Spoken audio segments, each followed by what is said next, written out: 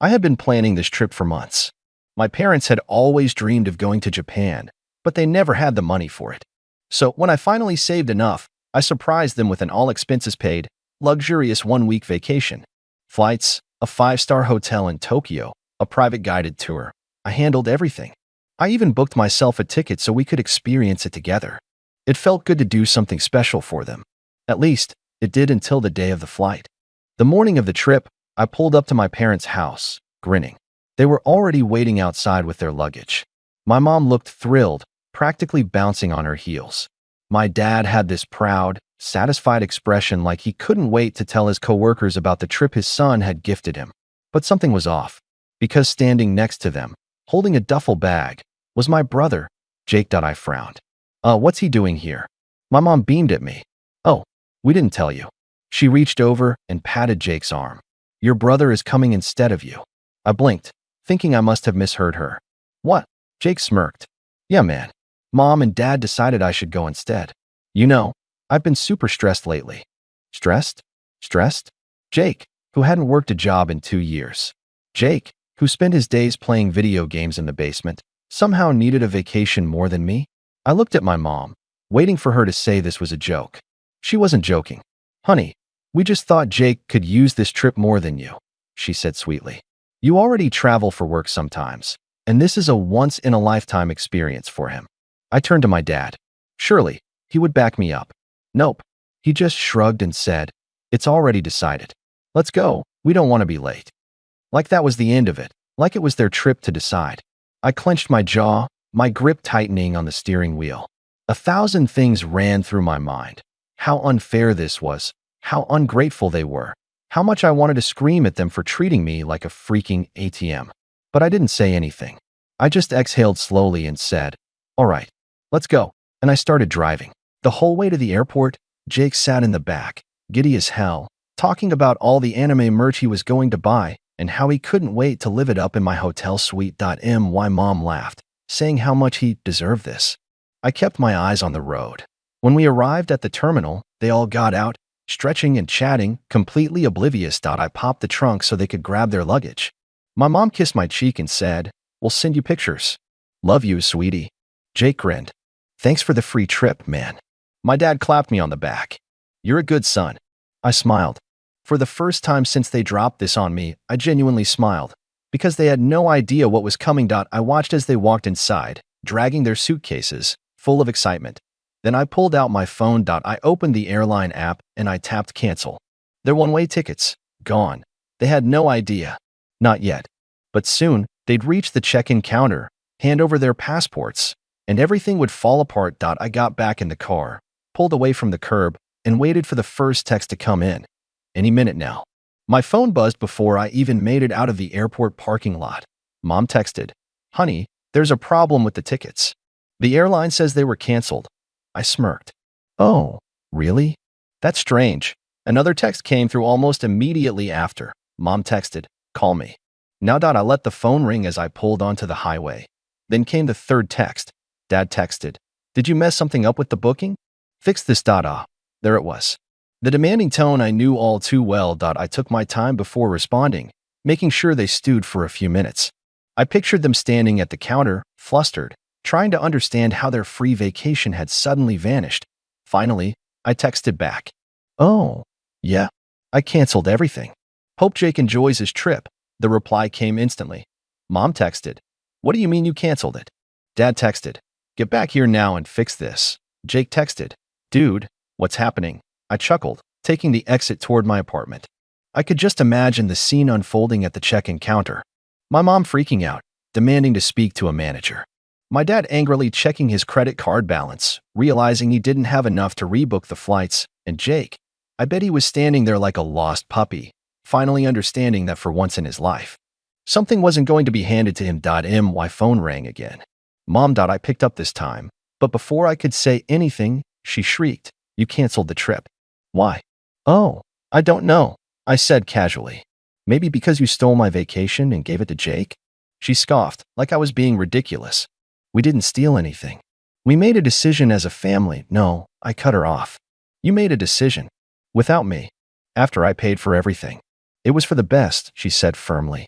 Jake needed this more than you. Then Jake can pay for it himself. I snapped. Silence. For the first time, she didn't have a response. Then she started up again, her voice turning sickly sweet.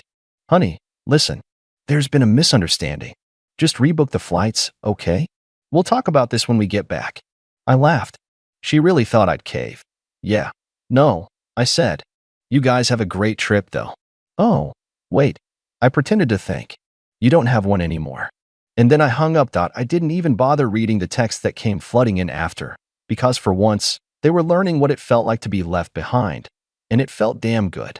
By the time I got home, my phone had blown up with calls and texts. Mom 5 missed calls. Dad 3 missed calls. Jake 2 missed calls. And 1 pathetic text, bro. You're actually doing this. Damn right. I grabbed a drink from the fridge, sat on my couch, and finally checked the messages, half expecting some last-ditch guilt trip from my mom. Instead, she'd gone full meltdown mode. Mom texted, I can't believe you would do this to your own family. After everything we've done for you, you turn around and act like a spoiled brat? We're stranded at the airport. What do you expect us to do now? I smiled. Exactly. Dad's texts were just as predictable. Fix this now. You're embarrassing us. This isn't funny. Jake, of course, had the most infuriating response of all. He texted, Dude, just book another flight. You can afford it. That made me see red. I could afford it. Like this was my problem to fix. Like I hadn't already paid for their entire trip, only to be tossed aside at the last minute like I didn't matter. I took my time before responding. I texted, Oh, I absolutely can afford it. But you know what? I don't think I will. Mom texted, You selfish little blocked. Dad texted, You better not, blocked. Jake texted, Bro, I'm your brother. I replied, Then act like it. Blocked. I set my phone down, exhaling. The silence was beautiful. No more entitled demands. No more guilt trips. No more being treated like a damn wallet instead of a son. I could almost hear the chaos unfolding at the airport, the frustration, the realization that they weren't going anywhere. And the best part, they had no backup plan. That's what made this so perfect. They had expected me to fix it, to be the reliable, responsible one, to bend over backwards so they could continue treating me like garbage. But now, they were completely and utterly stuck, and I wasn't lifting a damn finger to help. I stretched out on the couch, feeling more relaxed than I had in years. The sheer satisfaction of knowing they were stuck at the airport, scrambling, panicking, and I didn't have to deal with it. Beautiful. No more calls. No more texts. Just peace. For the first time in forever, I had control. I turned on the TV, scrolling through channels absent-mindedly, but I couldn't stop picturing the absolute meltdown happening at the airport. Mom? Freaking out at the airline staff, probably demanding they fix their mistake. Dad? Silent and fuming. He was never good at handling things when they didn't go his way. Jake? Confused, helpless. No one had ever told him no before. And the best part? Their tickets were one way. That was something I had planned intentionally, because the return flight was supposed to be a surprise. I had booked a premium class return trip for us after a full week in Japan. The best seats, lounge access, the whole deal. I was going to surprise them with it on our last day. But since they decided to swap me out for Jake, well, that return trip didn't exist anymore. They'd have to buy new tickets to come back. And international flights? Not cheap. I almost wished I could see their faces when they realized that. But nope. Blocked. I ordered takeout, ate in peace, and for the first time in my life, I felt like I had finally won. And that's when I had an idea. A really, really fun idea. Because, see, my parents had always been image obsessed. They cared a lot about what people thought of them. Family, friends, coworkers, even random neighbors. They loved bragging about their perfect family. Loved posting their vacations, their fancy dinners, their hard-earned luxuries. But they didn't pay for any of it. I did. And now? I wasn't going to let them pretend. So I grabbed my laptop, pulled up Facebook, and started typing a post. It was time to set the record straight. I stared at the blank post box for a moment, debating how to phrase it. If I went too nuclear, they'd just try to play the victim to everyone, twisting the story like they always did. No, I needed to be smart. So I started typing, wishing my parents and Jake an amazing trip to Japan. I was supposed to go with them, but at the airport, they decided to take Jake instead. Hope they enjoy the non-refundable, one-way tickets I paid for. Short. Sweet. Devastating. I hit post. Within minutes, the comments started rolling in. Aunt Lisa said, Wait, what? They ditched you last minute, cousin Brandon said. Dude. Wild. Are they even coming back? Old family friend commented. What kind of parents do this? My phone buzzed with dozens of notifications, and I couldn't stop grinning. This was perfect, and then, the cherry on top. A friend messaged me a screenshot from my mom's Facebook page. She had tried to post one of her usual bragging vacation updates. Finally off to Japan. A well-deserved trip with family, red heart, so grateful. The comments? Absolutely roasting her. Aunt Lisa commented, You mean the trip your son paid for? Uncle Mike said, Didn't you ditch him last minute? Some random friend. Damn. Cold. And just like that, my mom's post disappeared. I laughed so hard I nearly dropped my drink. Checkmate. But then, a knock at my door. I froze. It was late. Too late for visitors. And I already knew who it was. I set my drink down, took a deep breath, and walked to the door. Through the peephole, I saw a familiar face. My dad. Standing there. Alone. His jaw was tight, his hands shoved in his pockets, the same way he always looked when he was about to try and fix a problem he caused. I debated ignoring it. Letting him stew. Letting him feel the helplessness that I had felt for years. But no. I wanted to hear what he had to say. I opened the door. He didn't even wait for an invitation inside. Just pushed past me and stepped into my apartment. I shut the door behind him. Didn't expect to see you here. Thought you'd be halfway to Japan by now. His eyes were cold. We need to talk. I crossed my arms. Do we? Enough games. His voice was tight. You need to fix this. I laughed. Oh? And what exactly do you think I'm going to fix? He exhaled sharply, like he was holding back from yelling. Good. Let him simmer. You humiliated your mother. I raised an eyebrow. I humiliated her? Or did she humiliate herself by pulling this stunt at the airport? Dad clenched his jaw, silent. That meant I was right.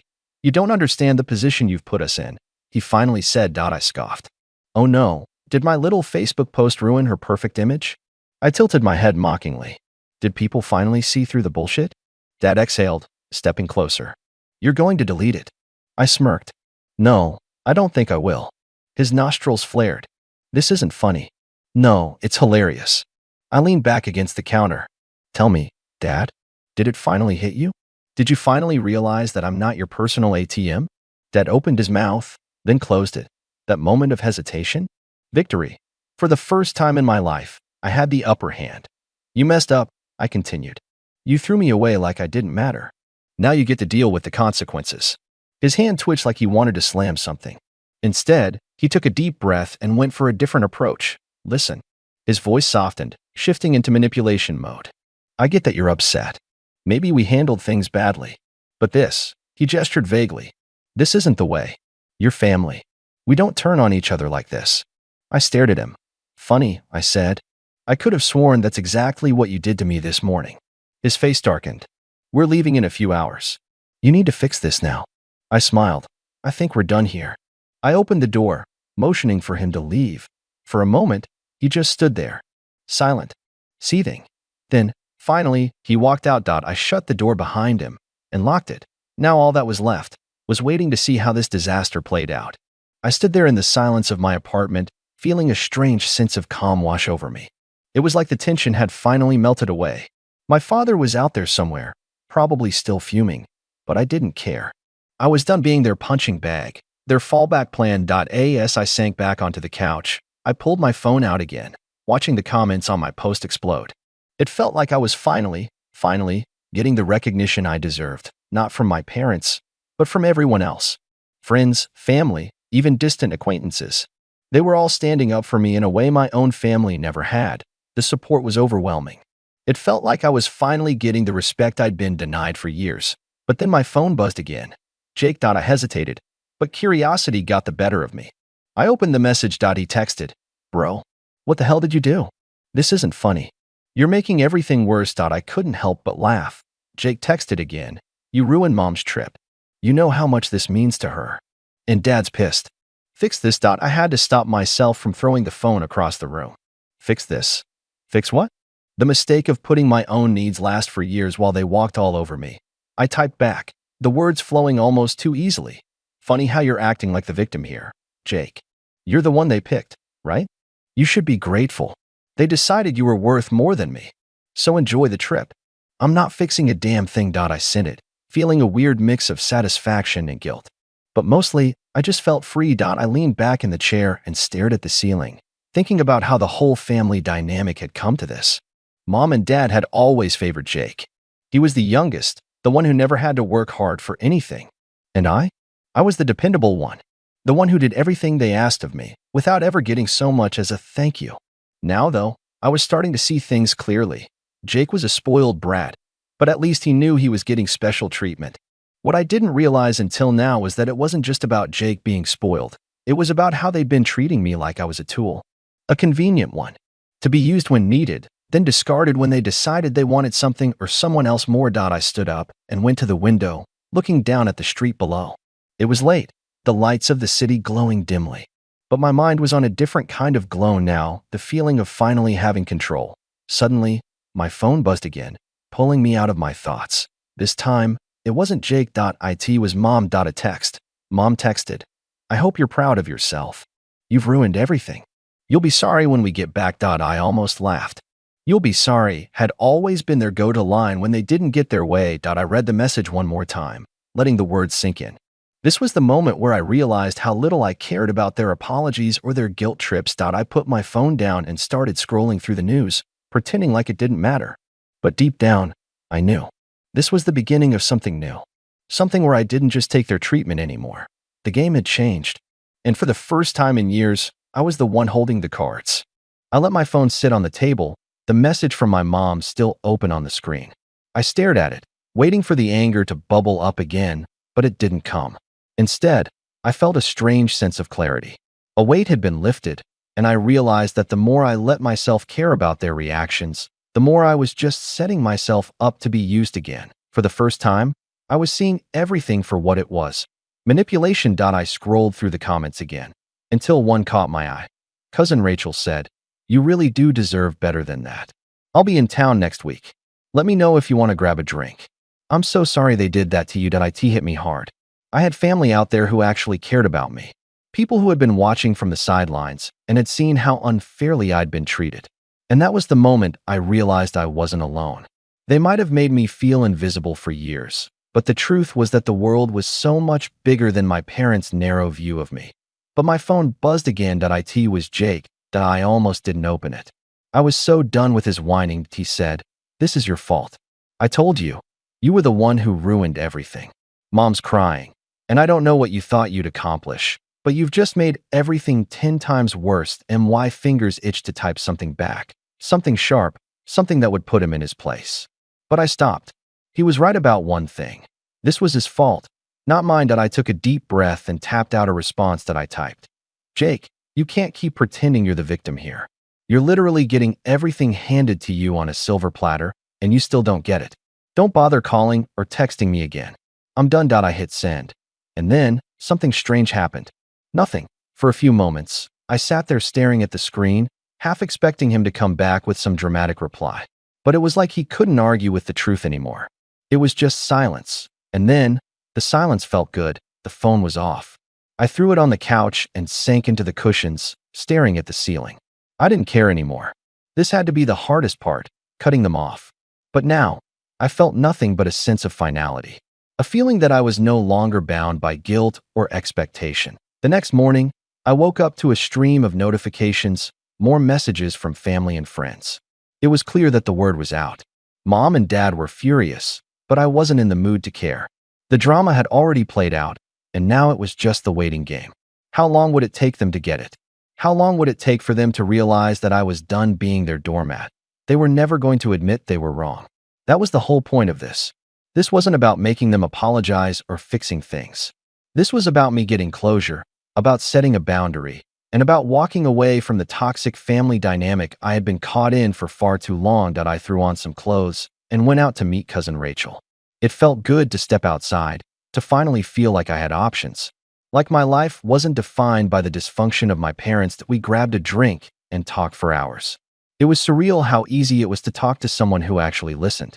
As the night went on, I realized how much I had been missing out on by keeping my head down and trying to fix a broken relationship that was never going to get bettered. It wasn't until the next week that I got the call that I was sitting in my apartment, Checking my email when my phone rang. It was mom. I stared at the screen for a few seconds, weighing my options. I could ignore it, but I wasn't sure I had the strength for that. So I answered, "Hello."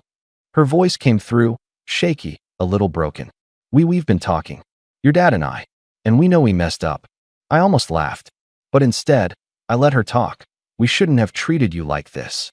It was wrong. I don't expect you to forgive us, but we want to make things right." There was nothing in me that felt like I owed her forgiveness. But there was something else too. Something that surprised me. I didn't care. I wasn't angry. I wasn't going to keep carrying the weight of their mistakes on my shoulders. "I'm glad you're finally seeing it," I said, my voice steady. "But I'm not coming back. I've been doing just fine without you too, and I'm not going to let you keep dragging me into your drama." There was a pause on the other end. And then, in the most calm voice I could muster, I said, "Goodbye, Mom." And I hung up. The silence that followed felt like freedom. I don't plan on speaking to my family again. I've finally chosen to put myself first, but I'd love to hear what you all think. Am I being too harsh, or did I do the right thing?